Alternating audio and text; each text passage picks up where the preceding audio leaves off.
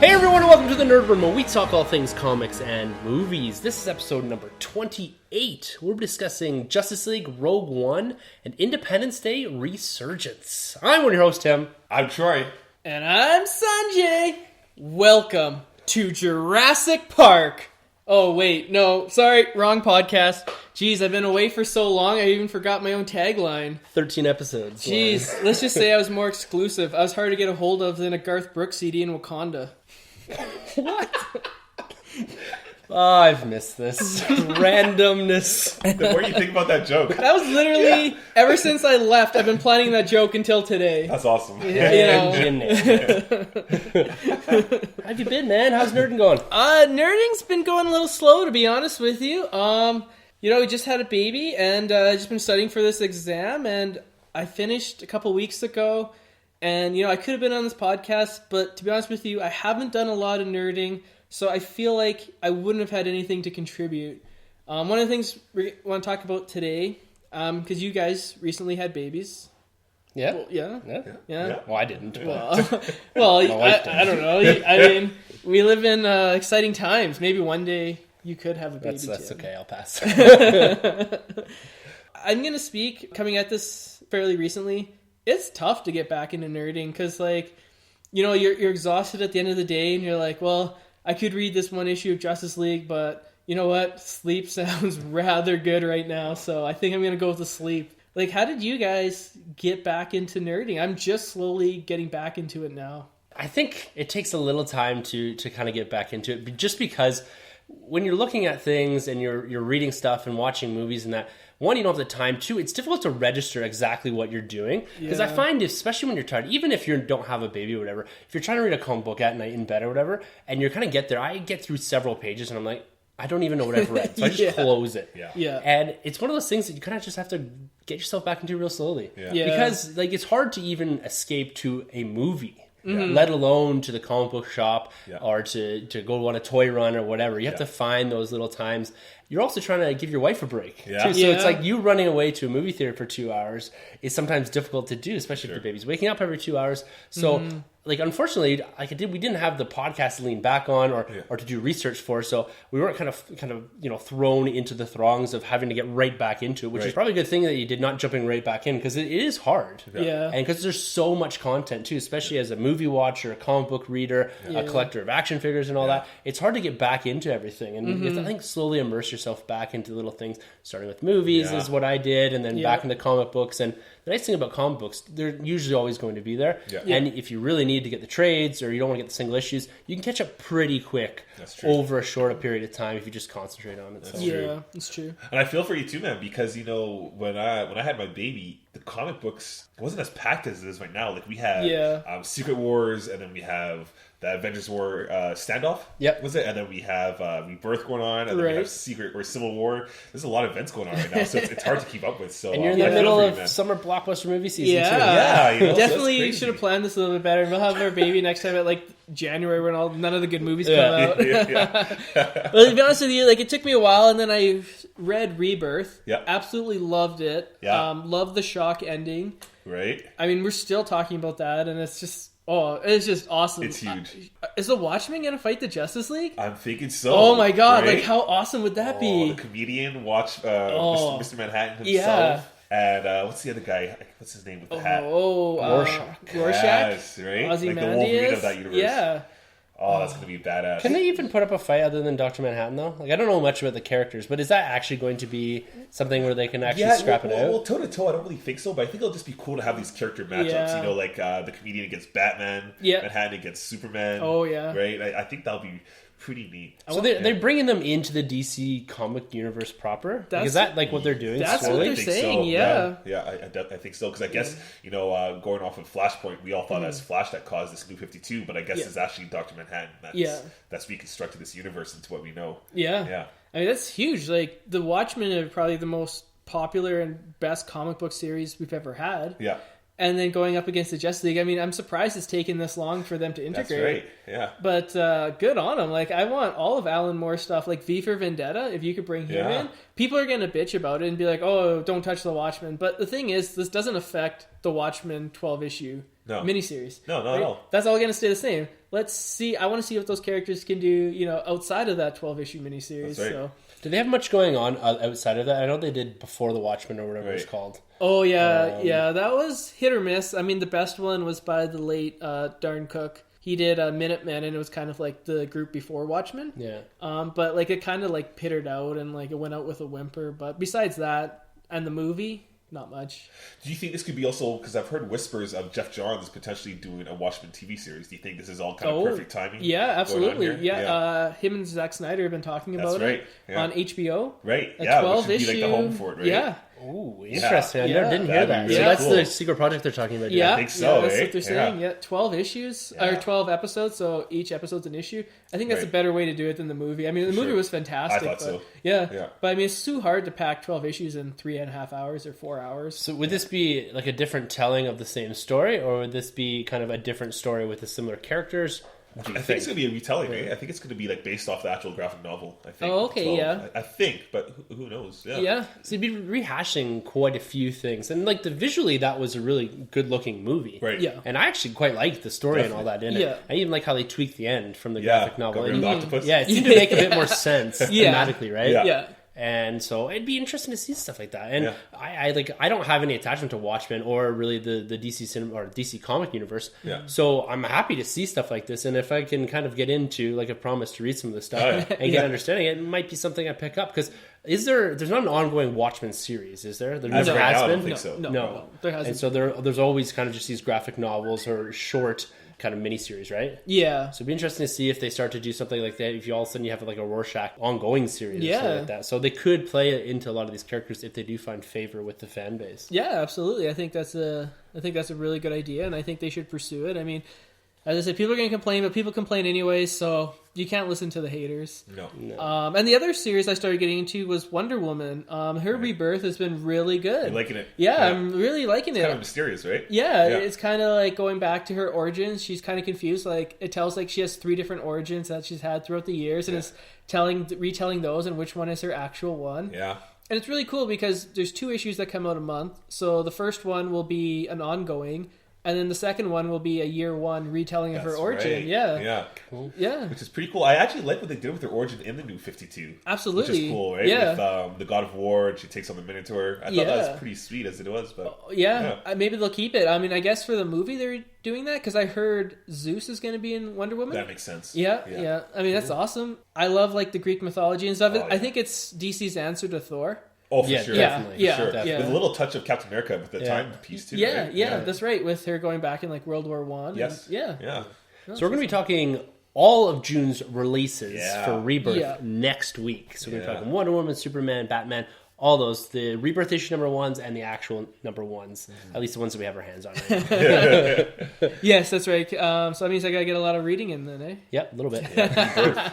There's got to be about 20 issues or so, I think, already released. For sure, especially with like the main titles coming out twice a month now. Like Detective Comics, Batman, Superman. Awesome. So No, looking forward. It's really good content they're pumping out right now. I can't stress it anymore. It seems like DC has been really righting the ship, and part of that is correcting some of the missteps from Batman v Superman. What do you suck? I love that movie. I don't think there's been an issue of the Nerd Room since the movie's come out that we haven't at least brought up Batman vs Superman at least once. I did make a promise a couple of podcasts ago that I wouldn't really talk about it, and I broke that right after. So, yes, it does appear that with the release of all of this Justice League news, by WB or DC or whomever, Zack Snyder and company, that they're doing a little bit of damage control. They're trying to alleviate some of the concerns of the fans and of the backlash that the movie did get. And Zack Snyder addressed that right in some of his comments, saying that he's taken what we as fans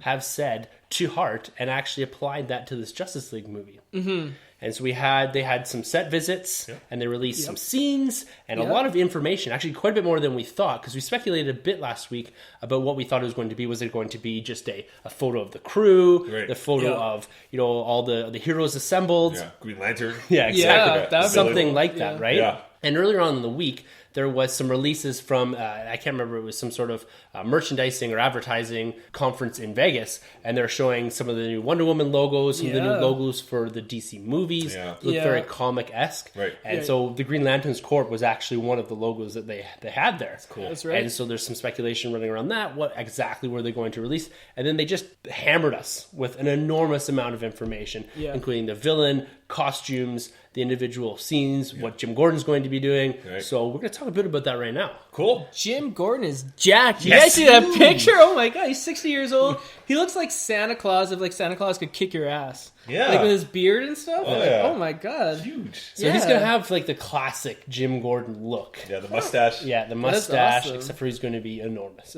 Yeah. I really like J.K. Simmons. I mean, I don't know if you guys seen Whiplash. Oh, I loved him in Whiplash. Oh, such a fantastic film. Yeah. Holy. Such a great film. And if he could bring that intensity, I'm sold. Oh, for sure. Like, yeah, you're looking for a very intense, very weathered Jim Gordon. I would assume by his look and the actor that they're gotten for that role is that he's going to be someone that's seen most of what Batman has seen through kind of the entirety of Batman's timeline through his story. Yes. So he looks like he's going to be kind of war-weary, kind of a weathered, worn sort of character, which is pretty cool. Yeah, I like that. I like that take a lot. Yeah, no, I think it's a good addition. You know, part of the Dark Knight trilogy that made it so successful was all those side characters were all well done.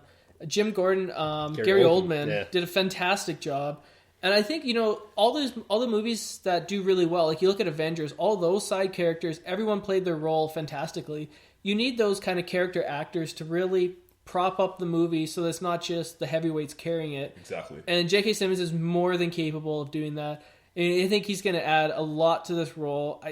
I can't wait. Like, I was super excited for Justice League before. I'm more excited now. I mean, that goes to the top of my list for my number one favorite movie. Oh, wow. Most anticipated for 2017 already. Justice League. That's awesome. You know, I got to be honest. Leaving Batman v Superman, I wasn't so interested in the Justice League. It actually kind of threw me off. But you know, hearing this new news, Zack Snyder's new vision for this movie, it kind of got me back on board. So I'm excited. I'm not going to have as much high hopes as I did with Batman vs Superman, though. I think that was my mistake. So this Justice League movie, so it drops November 17th, 2017. We've got Suicide Squad and Wonder Woman before that. Huge stakes. Yes. They have to do well. Yes, they do. Yeah. And Suicide Squad is trending very, very well right now on social media. And that's usually used as a proxy to figure how well it's going to do in theaters. So it's trending as good as Rogue One is right now. Now we're quite offset from Rogue One's release. We haven't seen much from the movie. And there's been a bit of scares around kind of the reshoots and that. But again, that's not to take away from what Suicide Squad is getting as far as the hype behind it from the fans, right? Yeah. Oh, yeah. This Justice League movie, though, it's going to be now a standalone movie. Yeah. It's no longer a part 1 or part 2. So they've kind of taken that away, which is good, I think. So they've taken away this idea that it's not going to finish. Yeah. Right? That it's going to end on some sort of cliffhanger. We're going to be sitting there waiting like, okay, now we have to wait another year for this to kind of resolve itself. Which I think it's good. So it's concentrating on telling a single story, which I think will benefit Zack Snyder a bit. Because it seems like in Batman vs. Superman, he's kind of all over the place trying to see the universe.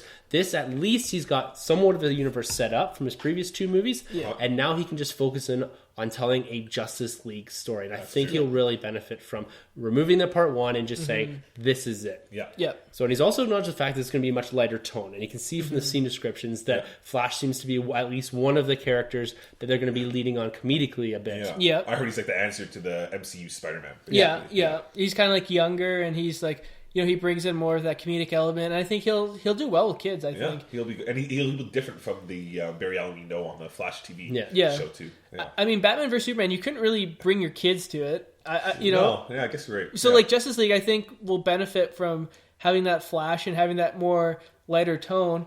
I think you'll see a bigger box office gross because I think it'll be all inclusive for all ages, as opposed to Batman vs Superman. I still saw 6-year-olds there, but not as much as I expected. Yeah. You know, like when you go see Civil War, or maybe not Civil War, but you go see Ant-Man, you see like a lot of like kids, right? Oh, for sure. Yeah. I think there was kids actually at our screening because someone cried. Oh, really? And, spoiler alert, we did it. So This is one of those things that they really have to concentrate on the tone and also setting that up for the audience to realize the difference, right? They have to bring a lot of people back in. Yeah. A lot of people are going to say, I don't really want to see this. They're not involved like us. They're getting all this news and kind of trying to report on it, discuss it, kind of suss out things that, might help us come back to the DC Cinematic Universe. Right. Other people are going to say, the last one wasn't very good. I'm not going to waste my money. I'll wait for it to come out on Netflix or whatever, right? Yeah. And so they have to try, and I think that's what they're doing here, damage control. Oh, for sure. Bring people back in and say, look, we're trying something different. Acknowledge the mistakes, which is good. Yep. That's a first step. Right? It is, yeah. And I think that it's good what they're doing. I want to bring a comparison from the past. Back in, I think it was 92, Warner Brothers released a film, Batman Returns, and it didn't tank, but it didn't do as well as they expected at the box office because it had such a dark tone. That's a very dark movie. Yeah. And then Warner Brothers was like, we're going to lighten it up. We're going to make it more kid-friendly again. Sell toys. Yeah, sell toys. And they gave us Batman Forever, which killed it at the box office. Yeah. And people were like, okay, yeah, this was good. But looking back now, Batman Returns is a far superior movie than Batman Forever. Definitely. Are we going to get the same mistake? Or is this going to go completely 180 and be like slapstick humor where, I don't think so. They've got a very clear blueprint that Marvel has laid out. A formula, if you will. Yeah. And I'm not saying they're going to go and copy, but they have at least kind of a tone that's been set on how to balance it out. Yeah. So they have to try to do it differently, but there is a fine line that you can walk, and we saw it in Civil War. Yeah. We've seen it in the other movies in the MCU, that you can walk that line in with the comedy, the lightheartedness, but also the serious tones, the fight scenes, and then you can see the other way it's gone in the MCU with Thor: The Dark World. Yeah, they leaned a bit too heavy. They didn't have the right comedic actors in there to bring across the lines. They had too much of the Darcy. Right. Thor was good with the comedy, but it was just leaning too much on a sitcom comedy star, right? That's true. And so they have to kind of find that balance. And if Flash is the way in for the audience as far as the comedy goes, to bring something a bit more lighthearted. Because you see from Batman vs. Superman, Batman isn't going to be the comedic guy. He may have a line or two that is a bit quippy, a bit funny, but he can't come out and just all of a sudden be Mr. Jokes, right? No. And so they have to make sure they're balancing the characters out. They could lean on, say, Aquaman a bit for this fish out of water, if you will. This Drax character. Yeah. Almost, right? Yeah. Exactly. And just you lean on that a bit and say, oh, well, he doesn't know what he's talking about, so he's asking a lot of weird questions like Drax would. Maybe he's very literal. Right. Yeah. So it's using the new characters to bring that in and kind of staying with the tone that you've set with these characters, although we are seeing from some of these scene descriptions and that from the news that Batman is kind of re-enlightened. He has this reinvigoration for humanity because of what Superman sacrificed. Yeah. And so that, again, they're going to see, looks like they're trying to ease up on Batman being kind of this murderer, very dark, bitter character. Almost, right? I just want to say, I watched Civil War. Captain America killed a lot of people in that movie. He killed a lot. I think it's been known. I don't think Captain America gets the Boy Scout kind of rep, but I think he's actually been known to kill. I mean, he fought in World War II, right? So we know this guy. That's a little different than some guy who's just guarding, I don't know, some secrets. That's true. I think he killed anyone, did he? You get hit by that shield in the face, you're not coming back. Maybe not the same. But going off your point, you bring up a good point because, like you said, Batman 1, 89, was, had a serious tone, and then part 2, so-and-so, and then part 3, or Batman Forever, went totally drastically different and tried selling toys. And we've seen this before with even Amazing Spider-Man 1. Pretty serious tone, and then it went somewhere completely different with Amazing Spider-Man 2. So I really do hope that DC, and I've been saying this over and over again, that they have their blueprint set out, laid out, and just execute. Because from Man of Steel to BVS to this movie now, we've seen like 3 different directions they're going. So with one director, one director, right? So that kind of scares me. Well, I'm going to defend Zack Snyder a bit here because before Batman vs. Superman came out, it's not like he forgot how to make superhero movies. Yeah. He gave us 300, Watchmen, Man of Steel. Like, those are 3 of the best, some of my favorite superhero movies. Yeah. But they're individual focused stories. Yeah, right? This was a lot of universe building. Yeah. Which may not be his strong suit. Even Watchmen was a lot of universe building, but is somewhat contained, right? And he had a very, very definitive story to tell. Yeah. It was a 12-issue graphic novel. This was pulling from everything and then trying to include Aquaman, Flash. and all that. It was just, I think, a bit of that, and I think maybe he's now found his footing. Maybe Ben Affleck's helping out a bit. Maybe he's got a bit more of the writers, Jeff Johns and those guys coming in and saying, here, let's construct this a bit more solidly. Let's make sure that we have answers for the questions that people are going to be asked, for the questions that are asked in the movie. Right? And I think that's what they're trying to accomplish with some of this. For sure. Do you think we'll see another ultimate cut of this movie coming out? You know, I think we will. Zack Snyder has been known to do that with Watchmen.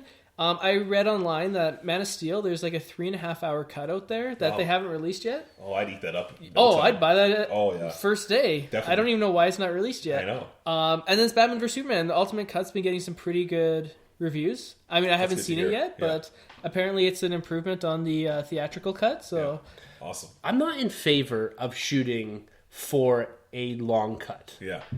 You have to be able to tell a story in 2 hours. Swift, well-cut story. Sure, I know, maybe it's fan service to do the 3 hour cut, and that's fine. But if you can't tell your story, you have to cut certain things out to get down to a runtime that is sufficient for people to sit in a movie and actually take in what's going on. Instead of it drag, you can't sit in a movie for 3 hours. It's hard to do that in front of your own TV screen.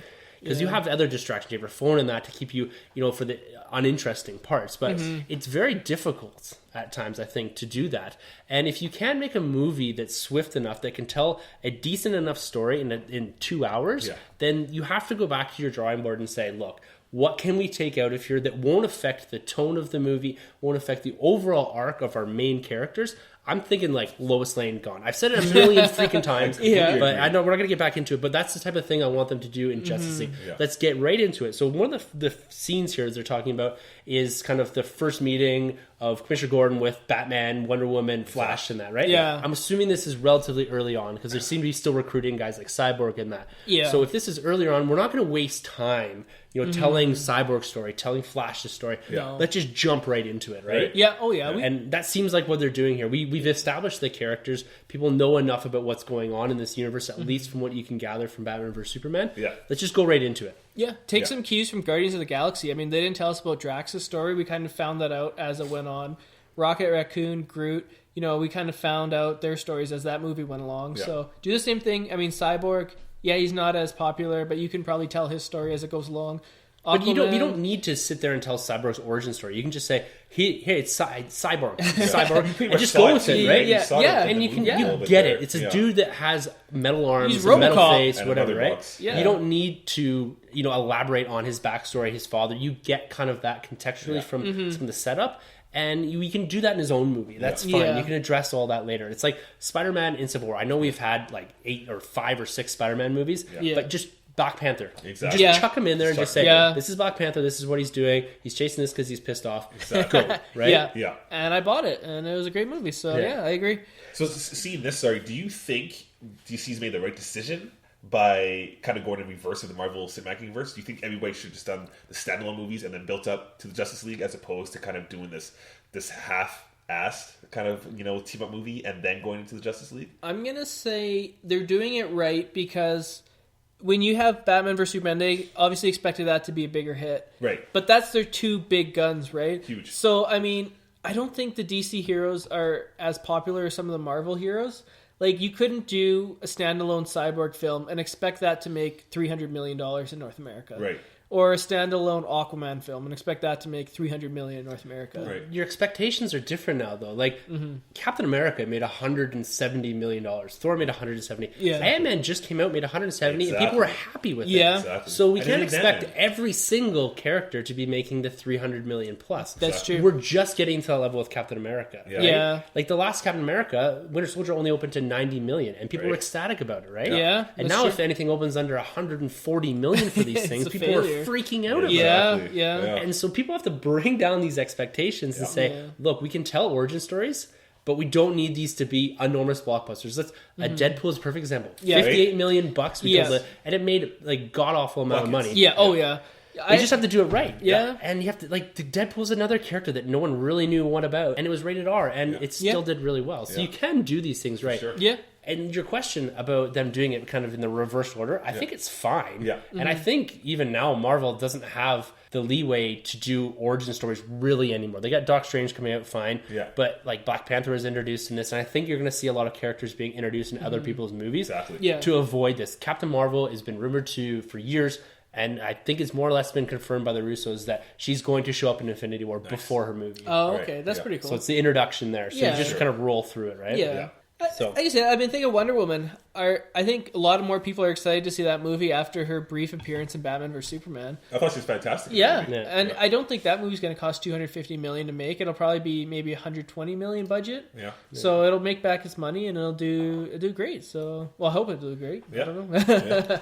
So, Troy, you mentioned the mother boxes. Yes. So that's something, again, that came out in this news. These are going to be the MacGuffins of the DC Cinematic Universe, if you will. The DC's Infinity Stones. Exactly. Right? So it's going to be what they're chasing in at least the Justice League. And Steppenwolf. Right? So the German band, the heavy metal band? Is that it? It's brother or uncle of Darkseid. Oh, I've read both. Brother. It doesn't matter. I can't remember if he's the uncle of Oron and the brother. I don't know. We'll say, I think his brother. I think he's Darkseid's brother, but the uncle of Oron, right? I think he's a brother from another mother. No. Box. So there's going to be one of these boxes on Earth, one in Atlantis, and one in Themyscira. Yes. I like that. Yeah. So that's cool. It's going to be a way to chase around the different worlds, right? Yeah, that's cool. I really like that, actually. Can you explain a mother box to me? Yes. So a mother box is like a transportation device. You get it and you can automatically transfer from Earth to Apocalypse. And so I guess they want to get it so that way then the Parademons or Darkseid doesn't have free reign or free access into Earth. Okay, so it's like a portal? Yeah. To keep them out, basically. Yeah, so I think they're like, if it falls into the wrong hands, then Darkseid can have access to Earth kind of thing. So it's basically going to be Steppenwolf coming to Earth with the Parademons, apparently. To find the mother boxes to allow Darkseid to eventually come to Earth. And then run the Earth, I guess. Yeah, run the So how did these mother boxes end up on the Earth? Basically? Good question. Yeah, it's a good question. I'm not sure. Kryptons, maybe. The Kryptonians. Oh, maybe, yeah. I think in the New 52, wasn't it... they were just there? They're just there. They all activated, and then all the Parademons just flooded into Earth? Yeah, I can't remember. You know what? It'd be a cool way if they tied to the Guardians. That would be weird. That'd be amazing. Tied into the Green Lanterns. Yes. They're the protector of the galaxies and whatnot. Yeah. That'd be kind of neat if tied into them. I mean, Green Lantern is such an untapped potential. You could do so much with those guys. They could have their own X-Men universe where they're completely separate and then they just like join in for like a Justice League movie. Yeah. Like, you could easily do a trilogy of Green Lantern movies with just him in space. Easily. Just, it's too bad that the first one was such a bomb. Just bombed. Yeah. It's very unfortunate. Yeah. But, I mean, Deadpool bombed in X-Men Origins Wolverine, and then he got the correct treatment, so maybe DC will listen. Exactly. If they're listening to this podcast, which I'm sure Jeff Johns is. Yeah. And Hot Toys, if you guys are listening too, you know what to do. So Hot Toys, if we give you guys free advertising and you want to hook us up with some toys, don't be shy. It's all right. We're friends here. Come over. We'll give you a little back rub. Bust out that oil you like. The scented one? You know which one, Hot Toys. Bad. You bad boy. Big Bad Toy Store, you too. Come on over. Everyone's getting back rubs here. Come on over. Happy ending back rubs, right? Oh, man. So there was a cut scene from Batman vs. Superman, which apparently will end up in the ultimate cut of Steppenwolf with the mother boxes, some sort of like hologram or whatever. This has to do with when Lex is in the ship. Yeah. And when I first saw it, was someone had posted like, "Oh my god, it's a trailer for Justice League," and I was like, "Whoa, someone's taken an image out of a video game." That'd be amazing. And so I was like, "What is happening here?" And so it actually is a deleted scene. Right. So we're going to see it, and so that is somewhat setting up this whole idea of mother box. And I think the Cyborg scene had a mother box or something. Yeah. Which was like a New 52 origin. Okay. I think for Victor Stone. So he's like, the mother box goes off and I guess it fuses with his body. Right. So that allows him to have access to all computers on Earth at the same time. And that's right. He has some transportation so he can go to Apocalypse, I think. Oh, okay. It'll be interesting to see if they keep his origin. His original origin, he was a boxer. But as you know, boxing's kind of gone the way of horse racing. So in the new one, he was a football player. That's right, yeah. I think the boxer is a cooler origin. I mean, having a boxer and then having him fight. Yeah. UFC fighter. You could go that route. You really could, actually. Yeah. That's a good idea. Yeah. Or like ultimate rollerblading or something. Yeah. What is this, a rollerball or something? Yeah. So apparently Batman. Yes. He's going to have a couple suits, new suits. Yeah. Anything to sell toys. Yeah, Sure, exactly. right? He's like the Iron Man. Yeah, exactly. Universe, right? Probably a new suit every single... Oh, yeah. Yeah. We got a couple new vehicles. We've got the Flying Fox. Yeah. Not I have no idea what these are, by the way. I think that's just a movie creation. I've never heard of it before. This is like a team vehicle. Yeah. You have Wonder Woman who can fly. Flash, who can run forever. Oh, yeah. So fast. Superman eventually, I'm assuming. Yeah. And like none of these people need a car. No. Right, yeah. Just Batman. Yeah. All right, guys, get in. You can't be selling. Do we have to jet. get? Do we have to get in there? You'll hurt his feelings if you don't get in. Well, you know, they've always been literally like be there that. in seconds. With the merchandise for Batman going back for years, right? They've always sold on Yeah. toys and like the Batwing, the Batjet, Yeah. all that stuff. So I'm disappointed they didn't go with the base on the moon. the base, Like, that's so cool from the comic book. Yeah. So iconic. the Robin one, Yeah. Yeah. Or even the satellite orbiting Earth. Like, that's cool, too. I mean, that's so much Trying better. to drift into obscurity here. I'm just telling you know what? Just embrace it. Like, just go back to your roots. It's like Rebirth. Go back to your roots, DC. Like, this Flying Fox thing, I don't know. Like, that's the one thing I heard I was a little disappointed with. Yeah. I was like, I don't really know. Like, maybe it'll be cool. But I just can't see it. Like, Why even call it the Flying Fox though? This is Batman. is it about, maybe right? Lucius Fox? Yeah, yeah, that's good. Yeah, it is. that's probably something. No, Because then there's also the new Batmobile is called Nightcrawler. Oh, Yeah, it's so weird. It's like a spider. Yeah, I have no idea. So it has like mechanical legs. Like, they so did have a can- picture, didn't they? Oh, yeah, it Yeah. looks pretty high tech. Yeah. It's busy. for Yeah. So like it had legs where you could like climb on walls and stuff. sure. Yeah. So I was like, mechanical spider, is that Wild Wild West or Oh yeah. like stay away from the mechanical spiders, DC. Just don't do it. Exactly. So I'm a little concerned about that. Yeah. I don't know. I mean, I'm still super jacked, but you hear that kind of stuff and you kind of take a step back and you go, Yeah, that's why like Christopher Nolan, he kept it simple. You know, we got the Yeah. Bat bike, which is cool, and we got the tumbler. Yeah. When he did the whole Batjet, that was a little off Yeah. for me, but when he kept it with the two vehicles, I thought that was plenty. Yeah. Yeah. But Yeah. they're not going to keep it simple here. This is No. going to No. be a constantly evolving. For Yeah, sure. oh, yeah. For sure. Yeah. Definitely. Yeah. Maybe Nightwing will show up with like a bike or something too. Oh, so cool. I really hope Nightwing shows up at some point. What if they're casting Nightwing and they're like, oh, you know that one guy's voice from the nerd room sounds just like Nightwing. Let's get him in here. It's like out-of-shape middle-aged guy will play Nightwing. You're talking about yourself, huh? I'm taking myself in They'll pretty get you good on the I'm Chris not Pratt talking vibe. myself. Yeah. So what do you guys think of the rumor of Superman coming back with a black suit and the like the mullet. long hair? Yeah, the mullet. Yeah. You know what? I kind of believe it. I think he'll come back with a beard. He'll be a little more rugged. So cool. I don't think he'll have like the mullet. I think he'll Yeah. have just like shaggy hair. It won't be like the Patrick Swayze. No, Roadhouse he look. needs like the Wayne Gretzky or the Wayne Yuri Yager mullet. And you know what? Maybe he'll come back with like the black suit, So which cool. would be kind of cool because they kind of rep it in the New 52. Is it Clark Smith? He goes by the name of. Oh, okay. Anyways, he's kind of rocking the black and silver suit. And that's the suit from Man of Steel. Yeah, he from wore that in the Krypton, dream. right? In the dream where he's like sinking through the skulls, he's wearing the black suit. Oh, is it Oh, black is he? in the movie? Yeah. I was talking about like his dad in that. Oh, no, in the Oh, movie. Zod, that one. Yeah. Yeah. See, Zod's is kind of Yeah, like Zod. that. Yeah. But in the movie, in that one dream scene, he Oh, has really? like the black suit. Yeah. Oh, I didn't even notice. Yeah, Okay. I think they even released a toy of it, but it's only that one scene, and it was super cool. And That's I was like, interesting. oh my god! You think he'll come back to save them, or do you think they'll kind of use him as a bad guy? Maybe he has to snap out of it. No, he's got to come back to Come save back him, as right? Superman, Yeah, yeah. Like come back as Superman we all know and love. And Yeah. And smile, for Christ's And sake. see, that's the problem. He They need to does give him some smile. mercy. Yeah, they He need to. smiled when he wrecked that guy's truck. So one scene from a movie that wasn't Batman vs Superman. Okay. Just saying, he does smile. You just watching the Ultimate Cut. I have inside It's sources. just gonna be 10 minutes of Superman like in the corner with this like Selfies. crazy Joker smile. Yeah, the Terminator smile. Yeah. Just like why's that guy smiling like that? He looks like he's gonna kill everybody. Isn't that Superman? Or Do you guys think that with this dump of information, they've released too much? Or do you think this is an appropriate amount for damage control? Like, is this something that we need? Because listening to the conversation here, we all sound a bit more positive. I know I sound a bit more cynical still. Yeah. But at the same time, I think a lot of people are taking this and being like, oh, wow, they're throwing a little bit of comedy in there. They're being a bit more lighthearted. You know, Zack Snyder's listened to the fans, which I think is great as a collective to show that if we do express our thoughts and our opinions, at least as a whole, they'll be hurt. Yeah. You know, if they're pointed in the right direction.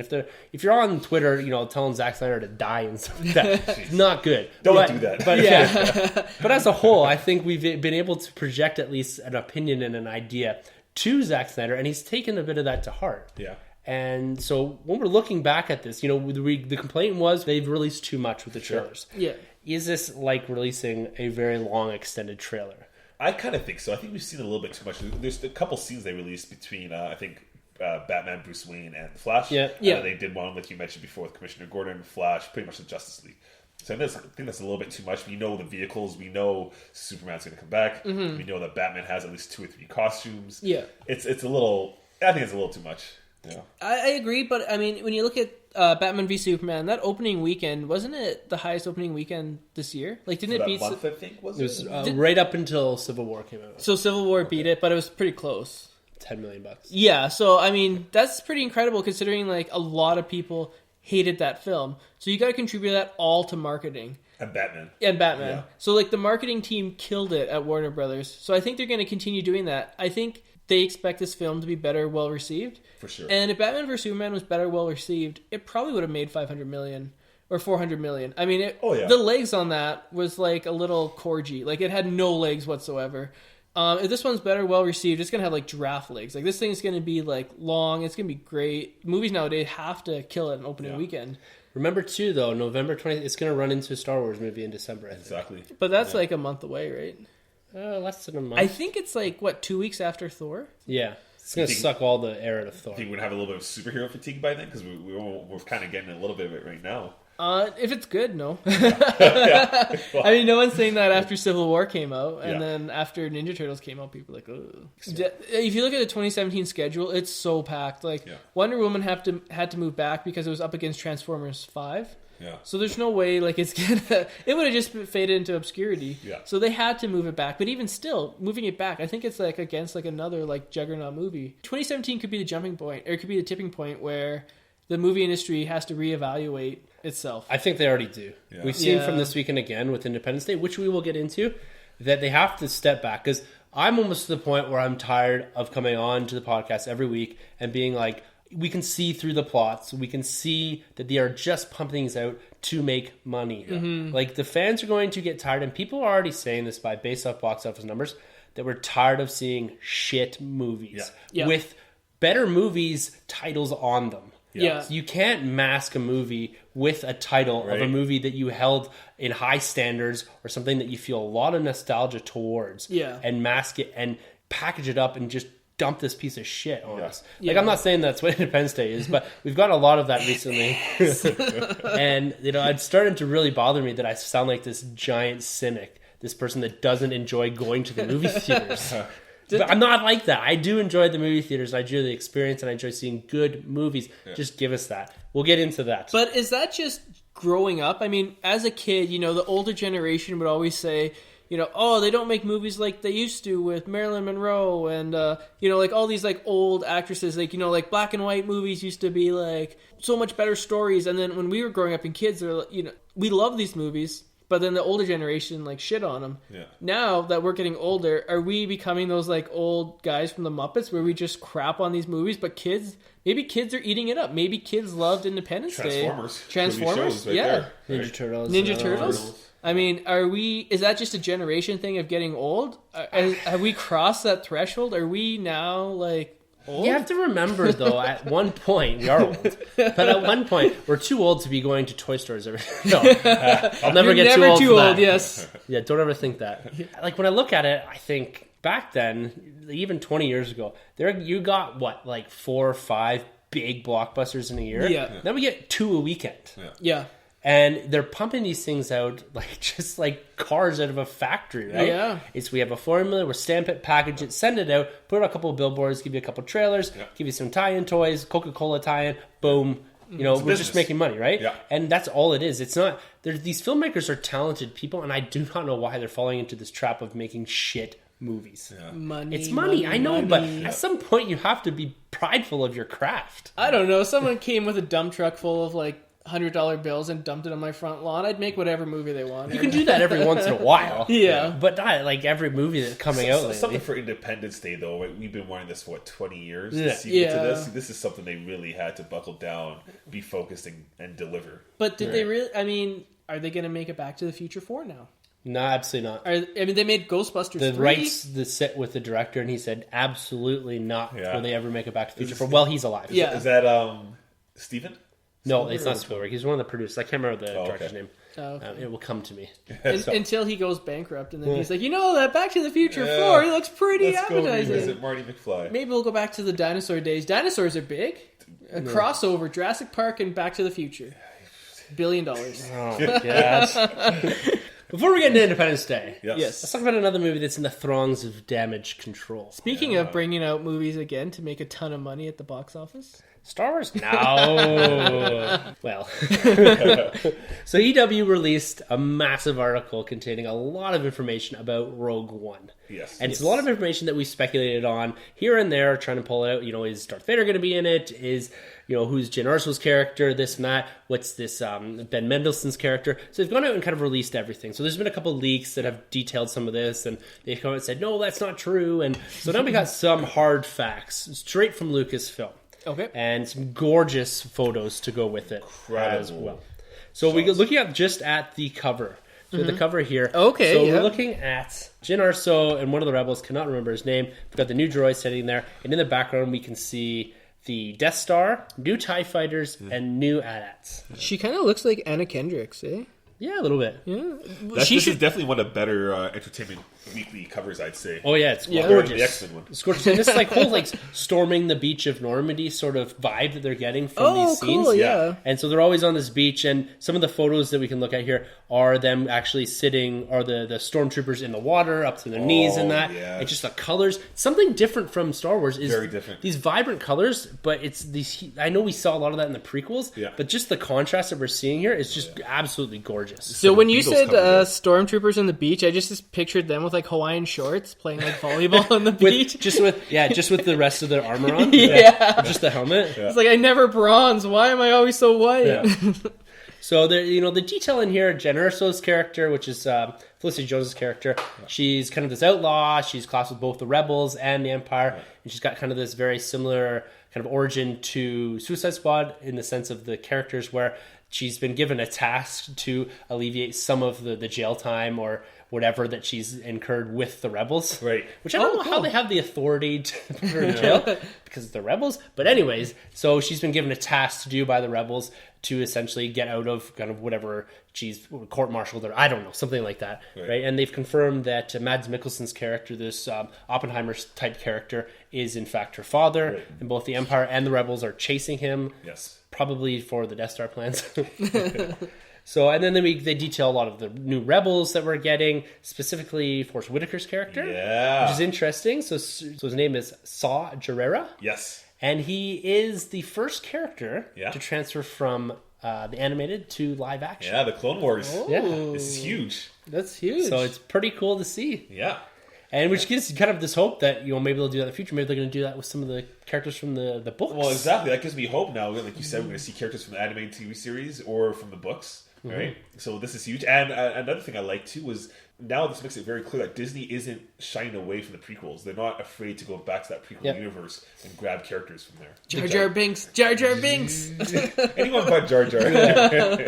Yeah. So, yeah, he's kind of... He was a resistance fighter that kind of trained or worked with Anakin and Obi-Wan. And Ahsoka. So that'll be really interesting to see those two meet up, right? Apparently he's a bit spun. He's a bit crazy, kind of off his rocker a bit. He's a bit difficult to control. Yeah, okay. So it's going to be a cool development. And Forrest Whitaker. Yeah. Oscar winner, right? This is going to be huge. So this new droid that we're getting in here, so he's voiced by Alan Tudyk. So he's from Firefly, Great actor, more of a comedic actor. Cool. And his name is K2SO. Okay. So he's going to be the droid of the film. Okay. And this is the first live action film without R2-D2 and C-3PO. That also, you know of. I believe, that I know of. Wow. But we shouldn't, they really should, maybe R2 might show up towards the end, maybe. Yeah. So he may be a surprise appearance. Yeah. C-3PO, I don't know. Because he was left with Bail Organa, right? At the end of episode 3. Right. And his mind wiped. Right. So he may or may not show up. Spoiler alert, I haven't seen episode 3 yet. That literally has zero implications for anything. I hope we see them because I think it's very easy to work those two droids into this movie. If they are, they're going to be very limited cameos. Limited, yeah. Which just to kind of, not so much shoehorn them in, but kind of say at the end, like, oh, here we are. Yeah. And so that's another character. So in Bloodlines, I just finished reading. I know I've been gushing about this book. For sure. Fantastic. Yeah. But there's some talk of Bail Organa and stuff. I wonder if he's going to be in this movie as well. I hope so. You think they could use the same actor?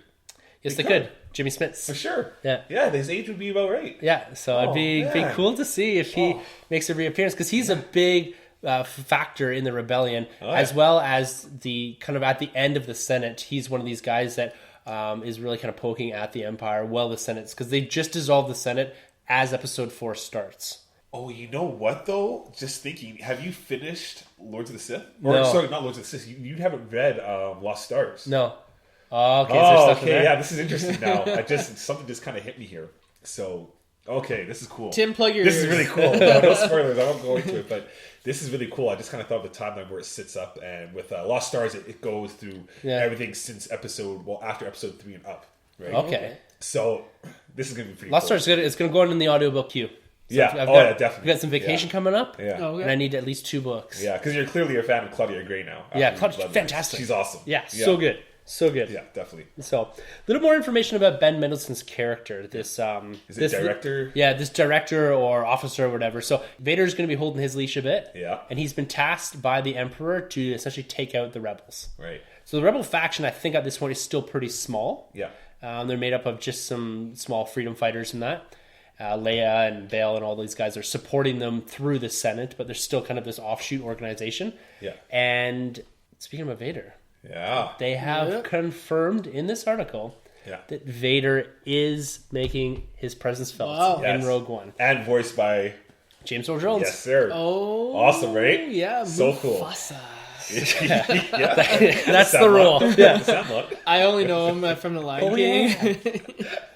So this is exciting news. This is awesome. And I think he's going to be more of a background character from the descriptions that we see. But I think he'll have a pivotal role. He'll do something. He'll have a pretty cool scene. I'm pretty sure. Oh, for sure. Yeah, definitely. Yeah. And I think we're going to probably have a couple talkie scenes with him, but hopefully he busts out the lightsaber at some point. Oh, he has to mow some people down. He has to. Do you think they're going to injure this character at all, though? A little bit. Do you think we're going to see maybe a reason why Vader's fighting style is a little different in Episode 4? as opposed to interesting. Because he's a little bit slower, right? Because this would be the chance. This would be the time to do it. You have to retcon a bit, right? Because reading Lords of the Sith, this guy is, like Tim said last episode or episode before, he's relentless, right? Yeah. So I really want to see, okay, well, why is he slowed down a little bit in Episode 4, especially if this takes place within 24 hours, I believe, of Episode 4. Crowbar to the knee. Tanya Harding. He's just there. Why?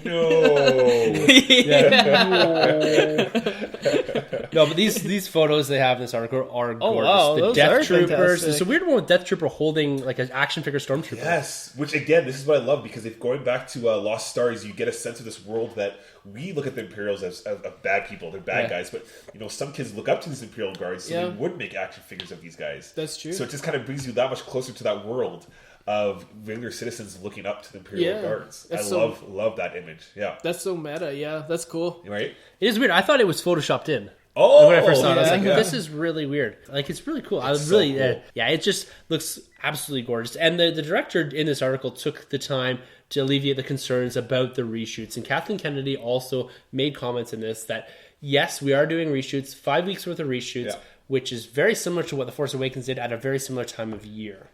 Yeah. So, Oh, reshoots happen in every film. But this one, I don't know if you read much about this. People were freaking out about this. They're talking about 40% of the movie needs to be reshot. Wow. And they were in crisis mode. the Disney execs didn't like the film because it was too dark. It didn't have that lightheartedness that The Force Awakens did. They're worried about getting the crowds in. Yeah. This is going to be a different movie than we've seen from other stories. This isn't going to be a Force Awakens. Force Awakens was, again, something that was for everyone. Yeah. This is more of a war story. Yes. This is darker. This is going to have a lot more probably killing in it, explosions, and very explicit scenes. Right. I think that's going to show how relentless the Empire is. Oh yeah, and having troopers like Death Troopers in there, like these guys are like Hitler SS squad, right? They're Darth Vader's like right hand men. Yeah. Oh right? wow. So, is that a good move though? I mean, The Force Awakens made $2 billion at the box office. Yeah. Should they go away from that formula? I think they will, because Disney's smart with this. Like you mentioned before, not every movie has to be this huge phenomenon. Like Ant-Man. Yeah. We knew Ant-Man wasn't going to be this $1 billion movie, right? So I think with these what they call the Star Wars story projects that they're doing, I think they're willing to bite the bullet on those and just make some money, but have some really good stories. They need to do that. They need to diversify the storytelling, because if you continue to pump out Force Awakens, like just copy paste, people are going to catch on and be like, okay, we're back into the territory of sequels just ghosting and mimicking the original and just going back to it, because people don't want that, or I don't want that as a moviegoer. I need to tell different stories. And yes, maybe this one isn't going to have a $250 million opening. I don't think any of the other ones will either. No, I don't think they're expecting it. No, this will have a good opening. This will be a very, I think, well-told story. For sure. And just looking at these photos, this is going to look beautifully shot. These beach scenes, we've never seen this before. Never, ever. And it's like, we have the vibrant colors, but this is, vibrant colors of a realistic backdrop. Right. This doesn't have 1,000 ships in the background flying around.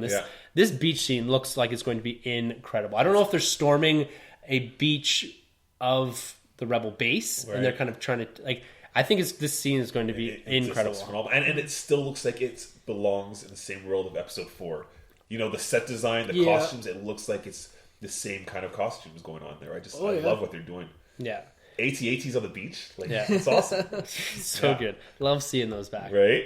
So, and again, I'm very much encouraged of this now. Seeing these photos, I know they're doctored a bit, but man, the cinematography, I can't speak enough about what these photos have done for me, for bringing me back around. And just, I see the original Stormtrooper costumes, I'm just gleeful about it. I cannot wait to get. I've got 5 Black Series Stormtroopers. I can't wait to get the one that just has the Rogue One packaging. That's right. So we'll be the same ones basically, just repackaged. Yeah, it'd have to be. Yeah, probably. They're not going to waste some money on resculpting anything, right? But they're getting the Death Troopers and the waves and waves of figures that are come out. The relentless marketing and just all of the merchandising that comes with it. I'm very much looking forward to it. So you're completely on board. You're not worried at all about the reshoots? I've never been worried about the reshoots. I've always kind of gone into this they know what they're doing. They just pumped out an enormous movie. Exactly. And they're not dumb enough to give a kind of a director that they hired specifically for the reason to give them a darker movie, war movie. If you want someone to give you a bubbly movie, you hire someone else. Exactly. They're very specific on the directors that they've kind of zoned in on. They knew what they're getting with J.J. Abrams. Yes. Right? Yeah. They got a fan. They got someone they knew could produce a rebooted movie. Yes. And someone that loved the source material. Mm-hmm. And so now with Gareth Edwards, they've gone a totally different direction in which they're taking the movie in that direction. They've stuck to it. And as long as they're not going in there and turning knobs and being like, well, now we need, Darth Vader making some funny quips. We need this. Yeah, we need to Han Solo to show up for half the movie. Yeah. That's not going to happen. Yeah. And so I've always been very, very optimistic about this movie. But just looking at it, it just gets me to that next level. That's right. Sorry, going a little off topic. We'll come right back. But Han Solo, we just mentioned. Did you read Han Solo #1? No, I haven't actually. I haven't read it. Okay. Yeah. Is it good? I did. Yeah, is it good? It's pretty cool. Yeah? Yeah, it's very Harrison Ford. Okay. It's really cool. And the art's awesome in that. So, pick it up. I have it upstairs. I just haven't got to it yet. I think it came out last week or the week before. Week before, yeah. Yeah, it's pretty cool. Okay. But sorry, Sunjay. No, I was just going to ask, what else has this director done? I don't recognize the name. Yeah. Oh, the reboot? Yeah. Oh, that's pretty cool, yeah. Yeah, I can't remember what else he did. Oh, he did Monsters, which is a small indie film. The basic premise of it is that aliens have kind of landed on Earth, but they're kind of almost like just seeds, and it's taken over half of the US, and they've walled off the other side and just left them to be. And then it's about a guy walking through portion of the U.S. to get from one side of the wall to the other, and Sounds it is cool. awesome. Yeah, like and District 9-ish kind of, or what? Sounds like it. But these monsters are like huge, enormous. This is what I want them to do for Jurassic Park. Is like have the dinosaurs come to the land, and they're like, well, we can't do anything, so we're just going to wall it off. Quarantine. Yeah. It's really well done. That's pretty You can probably find it on Netflix. I saw it, like, it came out in 2010, and I saw it years ago, and that's what got him Godzilla. For sure. That makes sense. Oh, okay, cool. And so, yeah, it's fantastic. Yeah. Awesome. I'll have to check it out. And you have to remember, it's an indie movie, so, everything's, but a lot of the CG is done behind mist and fog, and so it's kind of masking probably some of the imperfections in that. Right. Yeah. So, but I highly recommend Monsters, 2010, Gareth Edwards. Go check it out. Oh, cool. It's kind of like a B movie then, with like the special effects a little bit less. Yeah. Cool. I'm pretty sure this is the one that was done a lot on the kind of like MacBook. And it looks really good. Yeah. So it's prop this guy up. So he did that, got Godzilla, and then he's got a Star Wars movie, right? So that shows how much your career can change in a little amount of time. Just did it all on MS Paint. Yeah. All right, well, Independence Day. Yes. The movie about the girl who goes to the county fair, and then her mom burns down the house to kill her abusive dad. That one? No. You saw the wrong movie, sir. There's no Martina McBride fans here? I have no idea what you're talking about. None. You guys live in Calgary. You should listen to country music. That's it. It's Stampede time almost. I'm going home. Don't forget the door. Yeah, do it, but so we can slice it in.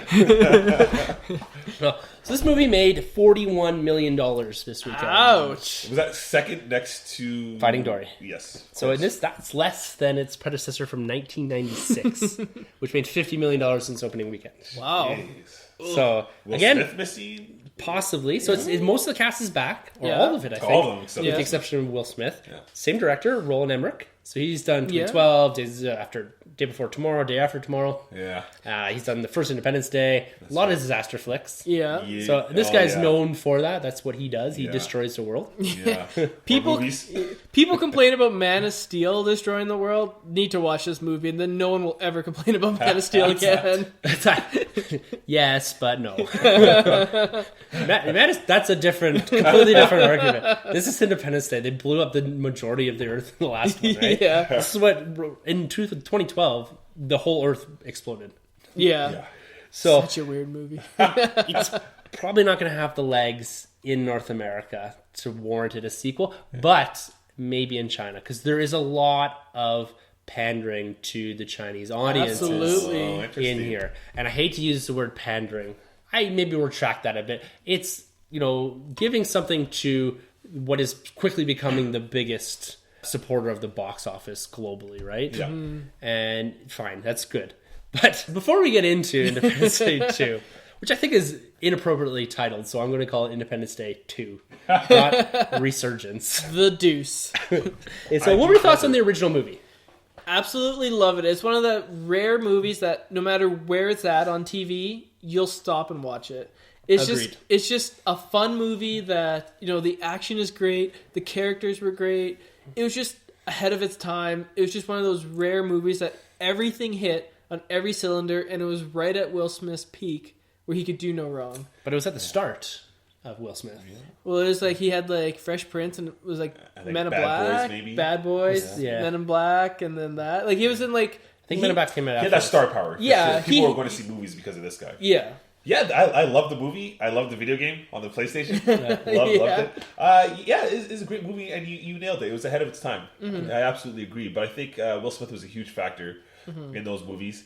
I haven't seen this movie, the part 2, but I think it's a little too late. I agree. It should have came out probably at least 10 years ago. Yeah, we've seen this before with other movies. I can't remember right now where a movie comes out like 20 years later, and then it just doesn't have the legs because people kind of forget about it. Yeah. I can't remember which one recently did this, but it was the same kind of thing where it came out. The Will Ferrell, what was it? Zoolander. There's Zoolander, and there's Anchorman 2, and Dumb and Dumber. Dumb and Dumber, yeah, exactly. All comedies, but still. Yeah. I agree. The first one is one of my favorite movies. Yeah. It was original. Yeah. The graphics, the visuals were great. Weren't they? Yeah. The movie, to me, had stakes, had emotion in it. Yeah. You did not know how this was going to end, right? This could have ended very dark. Yeah. And it didn't. But the characters are fantastic. That speech is still one of the most quotable and one of the best speeches of all time. And this felt like it could have been in the real world. It felt like if we had an alien invasion, this is what would happen. You're right, We would have this squabbling, we couldn't figure out what's going on, and eventually maybe we triumph, but it's coming down to like this last stand of humanity, right? And the stakes there, the weight behind that, like I always felt that. Even when you still watch it, even the side characters, with the dad or whatever, the drunk dad, and going through all that, there's so much to that, and you put a lot into those characters, like a lot of good character actors in that. It's one of those rare movies where it kind of started that trend where it was a disaster film, but we had like 5 or 6 different characters that kind of carried the film and they interwove, and it did it better than Armageddon, Deep Impact. We saw a bunch of these, like 2012 you mentioned, End of Tomorrow, this was like the best of the bunch. Like this had like different stories and it just all worked. And it was good. I kind of liked Armageddon. Me too. I'm a huge fan of it. I liked Armageddon. I did. You just don't want to miss a thing. So I mean, going into spoiler territory, how did Will Smith bite it? How did this guy that saved the world bite it? Right? Wait, that is one of my biggest sticking points in this movie. Yes. So this movie is 20 years after, so it's the exact timeline after. So the 96, Independence Day came out, 2016. So we're at exactly 20 years, so we're within the timeline. So Earth has triumphed. They've rebuilt. They have this space defense systems, and so we've got bases on the moon and the Mars and Saturn and all over the place. We've taken the alien technology, adapted it, made our own spaceships, our own defense, our own guns, our own weapons. Nice. They've jailed some of the aliens. I thought that part was pretty cool. I agree, 100%. That's really cool. And then Area 51 has become kind of like the central location for this defense system or this space defense, whatever you want to call it. Jeff Goldblum's character comes back. He's the director of this whole Earth space defense system. You've got the old president. Right, with the beard. With the beard. So he's kind of president. He's kind of like this kooky old man. And the daughter of the president, who was in the original, is with Hemsworth. Is with Liam Hemsworth's character, who is kind of this rogue fighter pilot guy. He kind of plays a bit of the Will Smith character almost. And then we have Will Smith's son, little Nicky from Fresh Prince. Is it? No. It's that character. So he comes back and he's a fighter pilot, and the Hiller name is considered royalty. And so we get a lot of characters coming back from the original, but we have this very optimistic, they use the quote, we spent generation telling people we could win this fight by building ourselves up. And then the fight kind of happens. So going to your question about Will Smith. So it's explained relatively early on that the whole Hiller name is considered royalty and he's a war hero. His pictures are in the White House and all this. So they've gone back and rebuilt all this shit. And he died doing a test flight. Are you kidding me? And there's video online where you can get it off the website and it just literally shows him like the plane gets up and then just hit the wall. Are you kidding me? That's horrible. It's for a character that's propped up in the movie as being this amazing war hero, and yes, you deserve that just for Independence Day. But why couldn't they gone down the path of, let's say, the aliens put up a bit of resistance after, and he died kind of, fighting against the aliens. Maybe they fought a 5-year war after on the ground against the aliens. Or maybe he died from, I don't know, the radiation poisoning from being up in space or something. So it's the way that they handled that. And all of it is just dialogue. You don't need to shoot anything. It's just coming up with a legitimate reason why this war hero died. Other than test flying the first kind of aircraft they built from the originals. And why he flew the spaceship. Exactly. He would know how to fly like the ones mankind made. Horrific, man. Wow. Okay, so Will Smith, the only reason why they did that is because he's like, screw you guys, I'm doing Suicide Squad. The director said, he's too expensive, but then Will Smith went and clarified and said, no, I'm doing Suicide Squad. Without seeing Suicide Squad, I say he made the right choice. Probably. Do you think there's any way they could have written him in without replacing the character, but with keeping him, so if they do with Trilogy, they could bring him back? Do you think they should have done that route? Or would it have been too hard to do with like the stakes being so high that Will Smith's character is missing in this movie? They could have easily done that. They could have said he was off on Saturn and he couldn't get to Earth in time. This literally Saturn gets destroyed, but this literally happens in 2 days. I know the original movie happened really quick, but this is like blink and you miss the invasion. It feels quick. it is like manic. Is the only way I can describe it. And this is difficult for me because I was really looking forward to this movie going in. Me I was too. really excited for it. Oh, yeah. And there were parts that I did like. Yeah. And there's certain aspects of the story I think that they could have extracted and put into a better movie. So, and like one of the parts I did like, so kind of we go through this opening scene and everyone's, we're triumphant and all this.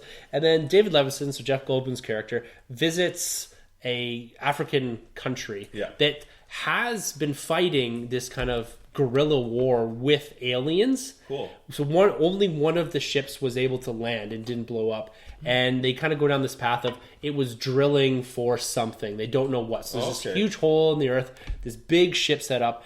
And for whatever reason, this warlord, as they refer to him, wouldn't let the rest of the world in as they were fighting all these aliens. You really think, though, if there was an alien ship, the U.S. Army wouldn't have been like, that's nice, warlord. Yeah. We're going to go in there anyways and kick the aliens' butt and look at this ship. So these aliens have some kind of rights? No. So they've like jailed them and just said, and they've been like basically comatose, they refer to, for the last 20 years. Like they haven't done anything. So they're just sitting there. But like, how cool would it be to have the District 9 kind of like? Or like a war going on, or that's why I like the setup in this portion of it. Yeah. But why not the whole movie have them fighting like this guerrilla war with the aliens? That would have been so much better. Have you ever seen the movie or the TV show Falling Skies?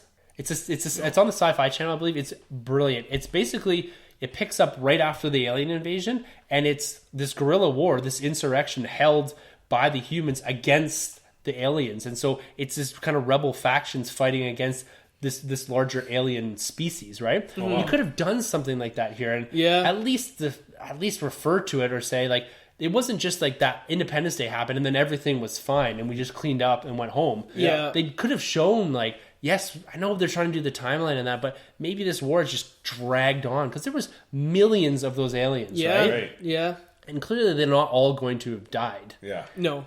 And so they could have done something with this plot thread that they kind of touch on. And there's this warlord that ends up kind of taking the journey with them. Yeah. And always got his machetes and he's shown how he knows how to kill the aliens. This character's kind of cool. Yeah. I liked him, yeah. But they could have really built on that instead of the direction that they ended up going. I guess this guy dies? No. Oh, okay. No, he ends up kind of surviving all the way through. And he was a pretty cool character. I actually liked him. So one of the threads that they picked up on was, there's this other woman who was kind of this weird character that was like a psychologist or whatever. And anyone that had any experience with the aliens was having these kind of flashbacks and kind of this reconnection with the aliens. So you know how in the first one, President Whitmore gets wrapped around and they kind of talk through him? Right. And so this guy and this warlord, they've had interaction with these aliens. And so they keep having kind of these migraines and where they're kind of reconnecting with the motherships and that. Right. And they can kind of see into the future. Or not so much to the future, they can kind of see some of the plans and what's going on, what they're thinking. Right. And so they have this constant connection going on. And they keep having these weird images of this sphere. Yeah.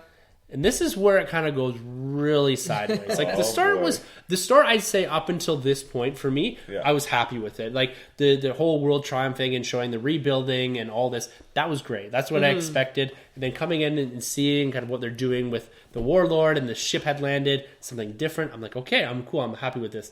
And then we go like super turbo sci-fi, which I know that's what this movie is. Yeah. So up in the moon, we get this giant sphere coming out of a wormhole, like this Death Star looking sort of thing. Yeah.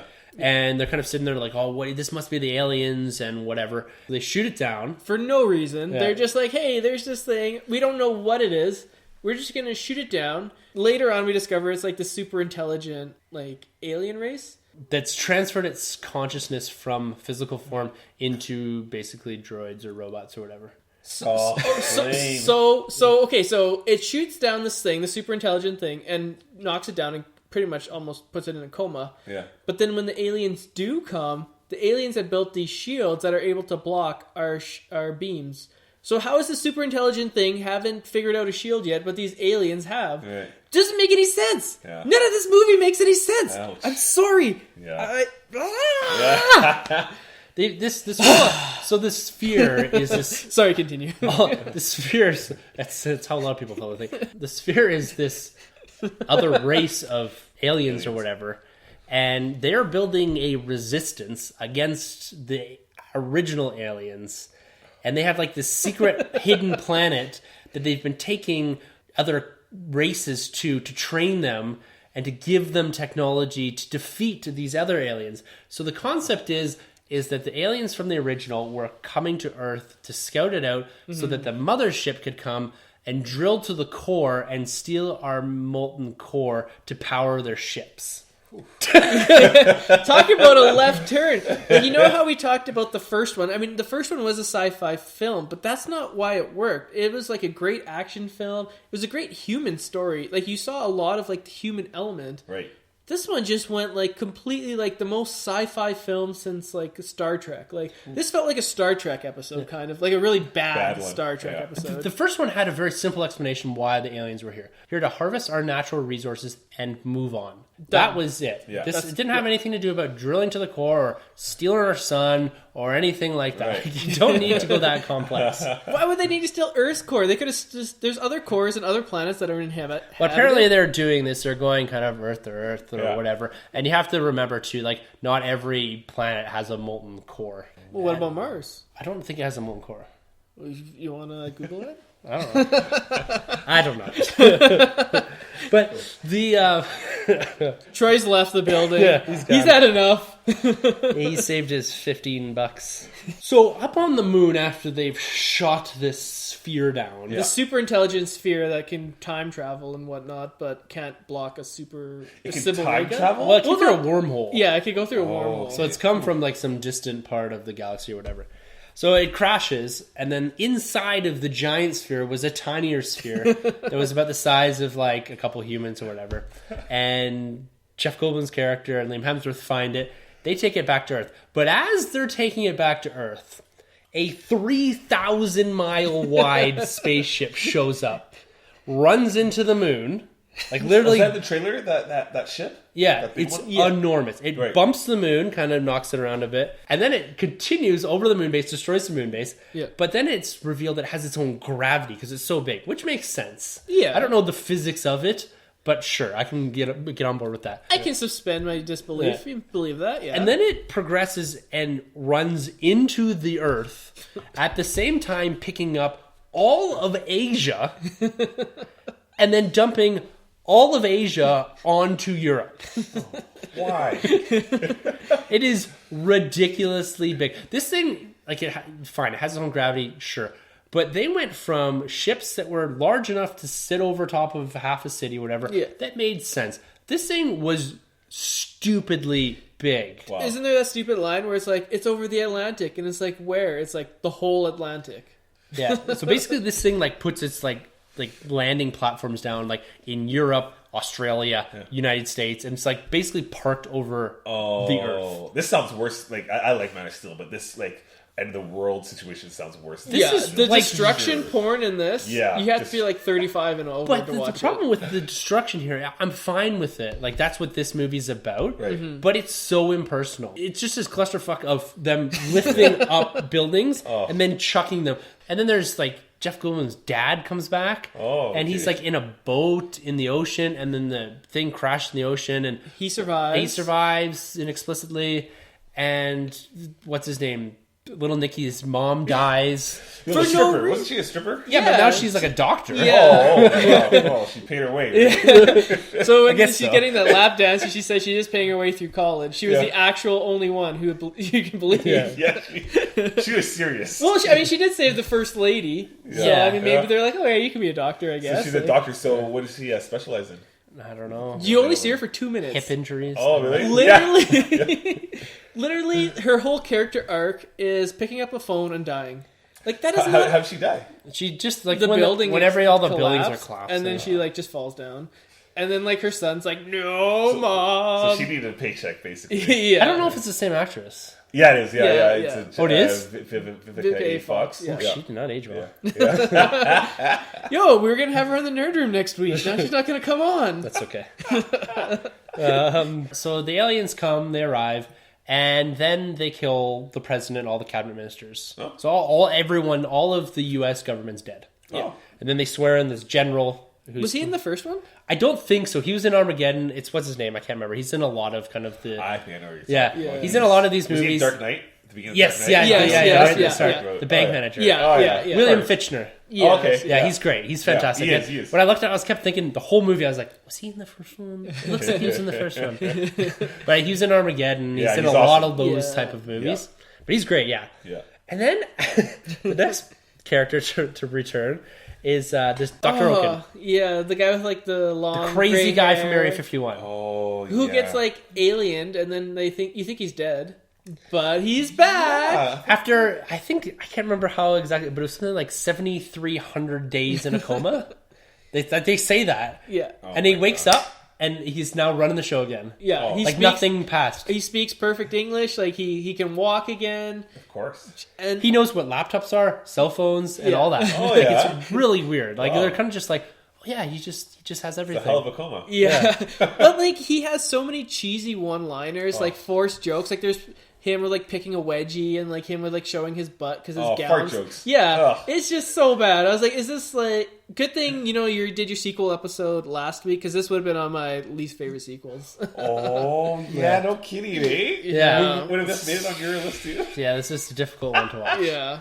But I like the presence of the character. In the original, he had a lot more gravitas to him. Like, he was a scientist. He had been studying these aliens for a year. When he spoke, you believed what he was saying. Right. Mm-hmm. But now he just sounds like this crazy old man that's just spewing kind of propaganda and just gibberish. Yeah. But everything he does was right.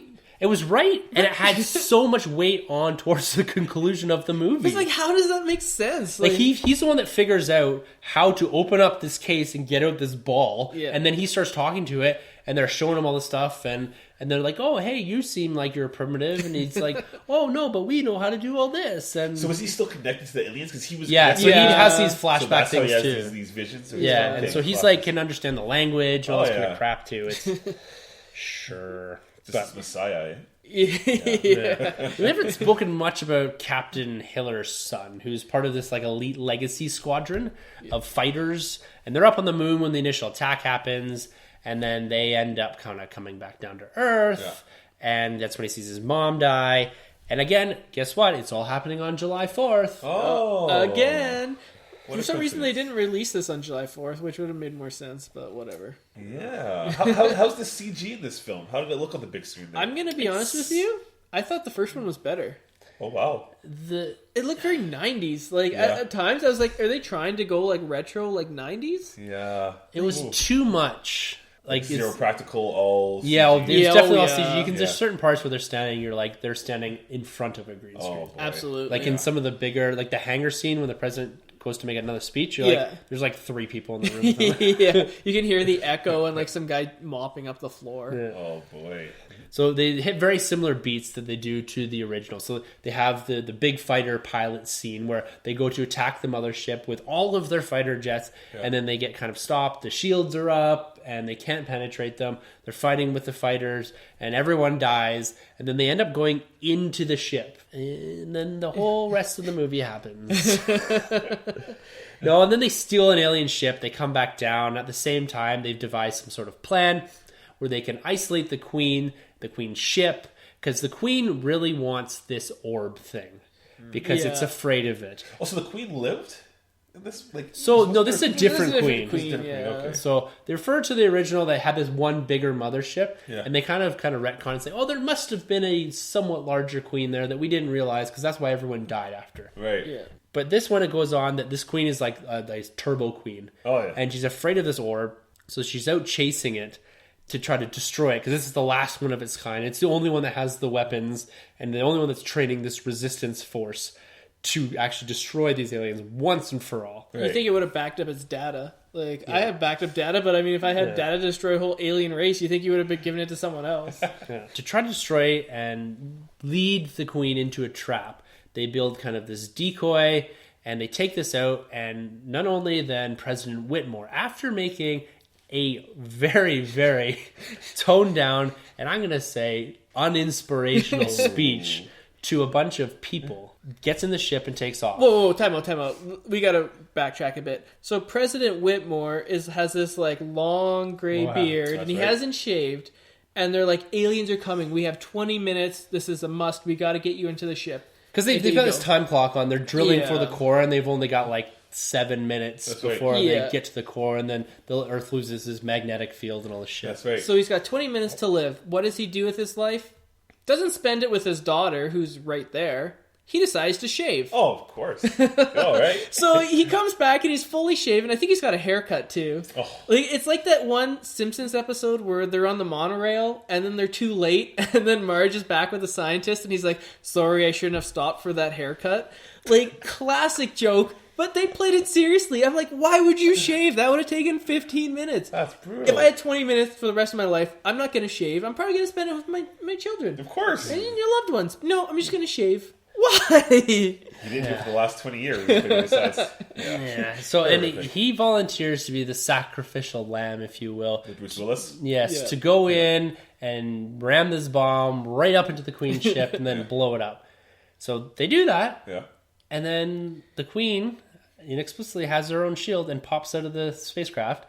But it's friggin' enormous. Like, it's like you said, like 80 feet. It's like ridiculous. Godzilla. Or it's like Cloverfield, that alien from Cloverfield. It's exactly like Cloverfield alien. Wow. And so the next part of the movie, it turns into this ridiculous monster movie now.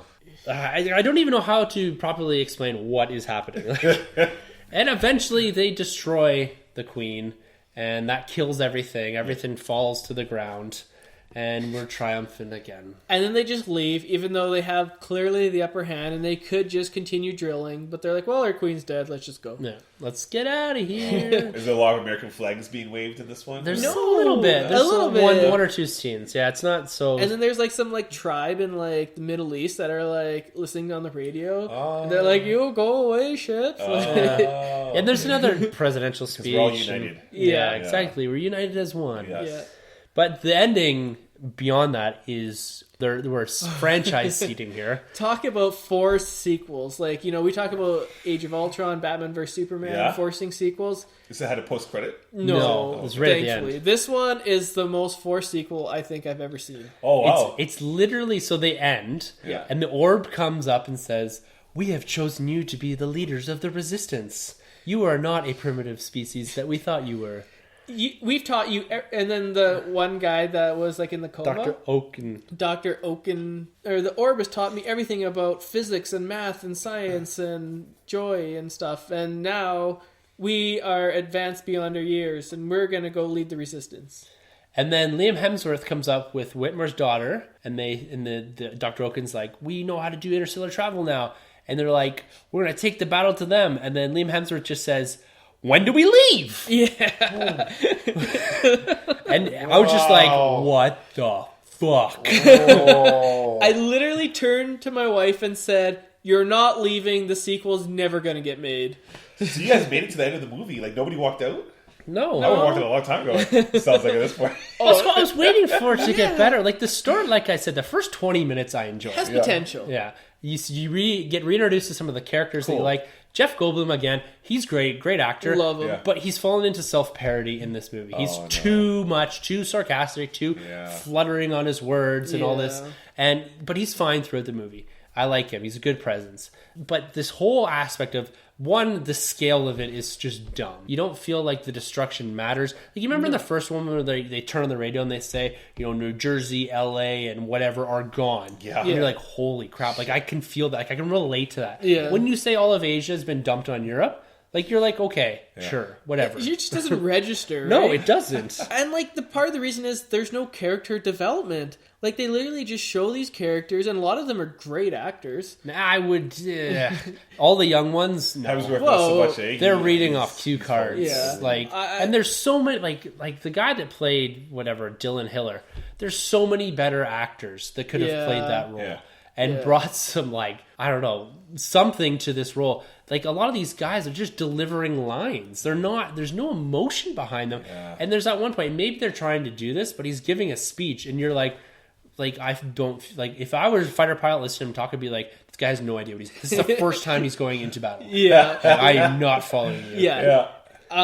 Is part of that the script? I mean, some of those actors, like, the president's daughter, she's in a lot of my favorite horror movies. I think her name's Mika Monroe.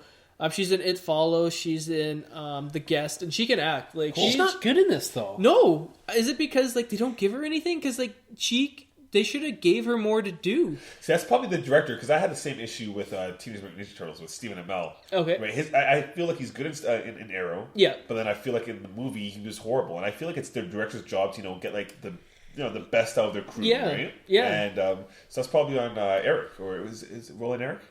Roman Emmerich. Roman Emmerich. Yeah, so it's on him, really, I think, for these lines being so flat. Yeah, and maybe they, maybe he said, like, play it flat, play it cool. I don't know. It sounded like it did. Yeah, but, like, so we've had all these apocalyptic movies in the last 10 years, 5 years, or whatever, right? This one, again, just hits the same beats over and over again. We have destruction, we have triumph. Yeah. That's it. One or two characters die. Yeah. No one of any significance really dies in this movie. Even though we're talking billions and billions. Two of the most densely populated regions of Earth were destroyed. Yeah. And I didn't feel any of that. Yeah.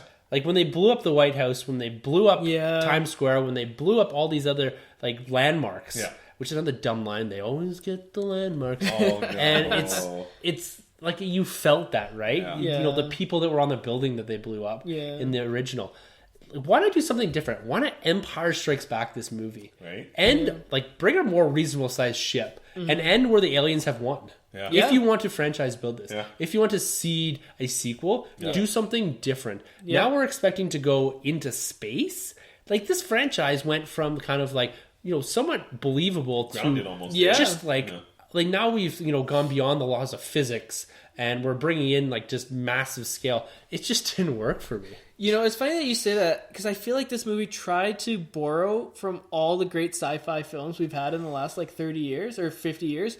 Like, you had Aliens because you saw those like aliens. So it's like the movie Aliens. Predator was like when they're in that giant ship and they're going around and they're being hunted. I saw Star Wars in there when they're like shooting the lasers and you had the laser battle. A little bit of Star Trek, a little bit of 2001, Space Odyssey, a little bit of Interstellar. Yeah, the black holes you mentioned. Yeah, and with like the little orb, it kind of felt Interstellar-ish. I was like, I don't know, like it feels like they just like, some guy just watched like great sci-fi films and like, cut and paste, put this in there, cut and paste, put this in there. And it just... But their foundation was a great sci-fi film. Yeah. This wasn't a new sort of franchise or whatever. It felt like it. It did. It felt like something that were like, we're going to throw a ton of money at the screen and hopefully we can get a couple sequels out of this.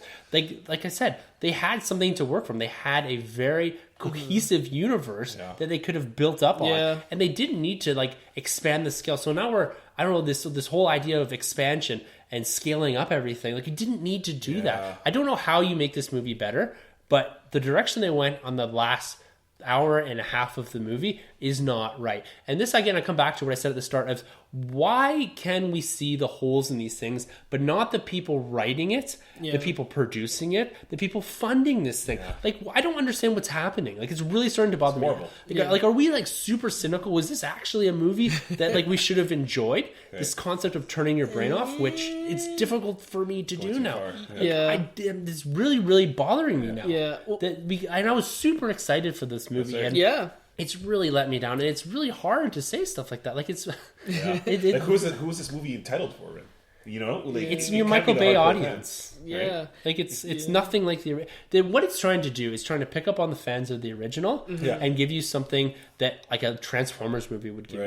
Right? It's just, you look at it and you say Michael Bay directed this film. Absolutely, and he has a style, and people like his style. Apparently, Bay's better than this. Bay is better than this. At least he's entertaining. But I don't know how, like, they created such a good movie before. Yeah. I don't know why. They had almost all of the same cast back. If you can't make a good enough movie without Will Smith, push it a year. Exactly. Yeah. If you have a story that has Will Smith as a pivotal character, someone that has box office draw, who's coming back, and is very critical to the story of at least the original... Have him come back in some sort of capacity. Or even just replace him. I mean, the character's always bigger than the actor. Yeah, that's true. So just there's plenty of awesome actors out there they could have used to take on this role, right? Could have had Don Cheadle. Yeah. Right? Sure. He's a little old, but... Well, Will Smith's kind of old, actually, too. You're right. I guess Smith aged a little better, but you're right. But just get a different actor in there. Well, one thing I noticed was there's 5 writers on this film. 5 people wrote this. So that tells you that it's gone through numerous iterations. Yeah. So usually they'll credit like there's probably an original screenplay of some sort, and then it's gone through numerous different iterations, eventually getting to what is probably kind of piecemeal of 5 different writers. So you probably have the initial concept and ideas of a writer that's been bastardized through and kind of pulled. And someone said, "Oh, we need to have this massive scale destruction," and someone says, "Well, we need to bring back original characters. We need to have a speech from the original." But it's just it's the same movie 20 years later with on par or lower quality CGI, with poor dialogue, not as good character development, and the overall kind of movie itself just doesn't do it. Do you think there's an ultimate cut out there? Like, it feels like if you added an hour and a half to this film and kind of fleshed out more hour stuff, and a half. I think that's what you needed to do. Like, I think it is salvageable if you added some character development, but there was just none. I didn't care about any of the characters. I don't think this is salvageable at all. Wow. You think? It's completely rewriting and reshooting this. Do you think then, okay, so if they announced, first off, do you think they're going to announce the third one, or is it done? Depends how it does in China. Yeah. If it does really well in China, it made like $100 million overseas. Yeah. This past weekend, so it's doing all right. Its budget was $165 million, so it's probably going to make back. It's probably made back its budget now. Another $100 million in advertising. So if this movie pulls in another $100 million, say another $200 million globally, so the thing does $300 million globally. It has a chance. It has a chance. It would be profitable. It's like Terminator Genesis. Yeah, sure. Do you think the third one could be enjoyable with that plot where they go into space and they fight these aliens on their term? Do you think you could do a smart movie, or is this franchise doomed? Like, should we just cut bait and not expect anything if they do announce the third one? I'm not even at all interested in the third one. Not in the characters. Like, do I need to see Jeff Goldblum's character who's afraid of flying on the front lines of a resistance fighting against aliens? No, I don't need to see this. To me, they should have gone smaller. Yeah. Should have made this a more intimate movie. And I know Independence Day is about destruction, but you could have something different here. Yeah. This, again, we're tired of sequels that are the same movies, just repackaged and dumped on us. Yeah. Stop doing this, Hollywood. Yeah, that's right. Yeah. It's horrible. I mean, it's true. It seems like this year we're feeling it a little bit more because every week there's a big $200 million movie, and a lot of them are bombing. I mean, look at Alice Through the Looking Glass. Yeah. That thing is probably not even going to make half of its production budget, let alone marketing costs. And again, it took too long. Why are they making this movie now? Yeah. That movie came out, what, 8 years ago, probably? Yeah, Who's that audience for? I just don't understand what's going on. People grow up, yeah. Yeah. And they're just talking about, like, Toy Story 4. Like, I love Toy Story, but, like, is it too late for that? That'll do on a good note. That'll do gangbusters. For sure. Pixar, Disney, well, look they have that. Finding Dory. Everyone before that came out was like, oh, this is like... That was forever. That was like 13 years. Yeah, but I mean, what's the difference? They made a fantastic film that people will go see. Yeah. It doesn't matter. The movie has to be great. Everything around it is just fluff. The marketing, the trailers, the posters, the toys, that is all fluff. You need the base of a solid movie, and then everything else will fall into place. Yeah. But it seems like Hollywood nowadays is like, let's focus on all this other stuff. And then the movie, who cares about the movie? Well, and let's just throw our name on it. Like Cloverfield. I love the first one. I actually enjoyed the second one. But there's no way that's even a proper sequel to the first one. All they did was have their own movie, and they just slapped on the title Cloverfield 2, or whatever it's called. And like, this is the same universe, but we all know that's a completely different movie. And they just threw in Cloverfield to up the sale.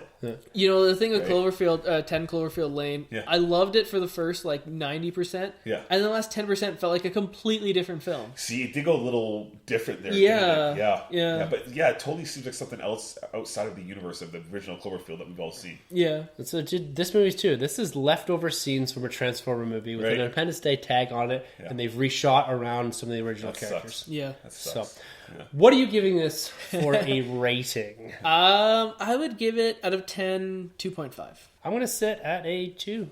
Wow. This is I loved it more than you. It's hard to say. I do not like this rating system we have. I like something that's a bit more binary. That's like, yes, it's like see it or don't see it. Yeah. Would you recommend see it? No, I wouldn't recommend Would going you to see recommend this. rent it? Maybe. Would you recommend if it was on TV? No, it's too long to be on TV to sit there for. If this falls onto Netflix, check it out. It's worth kind of a watch. It's a terrible story. The movie's not great. You're a great salesman. But at the end of the day, if you're a fan of the original, you like seeing some of the characters come back, revisiting some of the concepts. It's good for that. It hits a bit on the nostalgia. The first 20 minutes, like I said, I enjoyed. Beyond that, when that orb comes out of the wormhole, I'm like, whoa, this is different. Yeah. This is a different movie. Yeah. That's when it goes south for me. The problem is like I said this before, with giving number rating systems, I probably would have given this slightly better rating, but I gave Batman vs. Superman 5 out of 10. So I have to be relative on this scale. Yeah, I think I gave Ninja Turtles 2 or 3 as well. Yeah. Oh, okay. So I'm really hammering at movies, and I do not like being stupid. Yeah, I was going to say, like, the first bit was kind of cool because it was like a sequel to the disaster film, and we actually got to see the aftermath of that disaster taking place. That's cool. And it was cool to see, like, okay, we're using this technology, and now we have bases on the moon, and we have, like, spaceships, and we have all this cool technology from that disaster. And I thought that's kind of cool, and, I thought they'd go with that more, and it just felt kind of like Star Wars-y a little bit, like with the different lasers. Like, not like in a good way, but you could definitely see when they're shooting the lasers, and then the guy's like in the ship, and he's like, I'm shooting. It felt like they're like ripping off The Force Awakens, kind of like a cheap like Eastern European knockoff of The Force Awakens. Like if Borat was like Kazakhstan made a Force Awakens, it felt like that. Like not I know like Tim's gonna hate me now because I mentioned these two movies in the same sentence, but I'm definitely saying one is better than the other. However, and here's the thing too. You can have a bad movie and still be entertaining and fun. There's a ton of them out there where, you see them and you're like, oh, this movie's terrible, but you still have fun. For me, Batman and Robin, I think is a terrible film, but I have fun when I watch it. This movie, I didn't even have fun. I watch a lot of movies, and I normally can find like some good stuff about them. This one, it is just, maybe it was because of my nostalgia for the first one.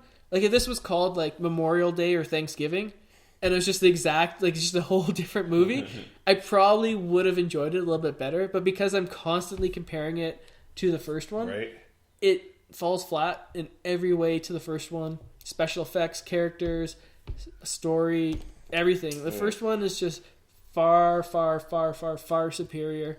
It's not even comparable. And I hate that it kind of cheapens the first one. Right. Like... Does a bit, yeah. Because now when you watch it, like, oh, Will Smith's alive, but he dies in 20 years because he flies a plane into a building. That's so bad. All right, well, that's Independence Day. Another week, another sequel flop. Yeah. Hopefully get something good out of Ghostbusters. Who are you going to call? Star Trek. Since our next sequel's coming down the pipe.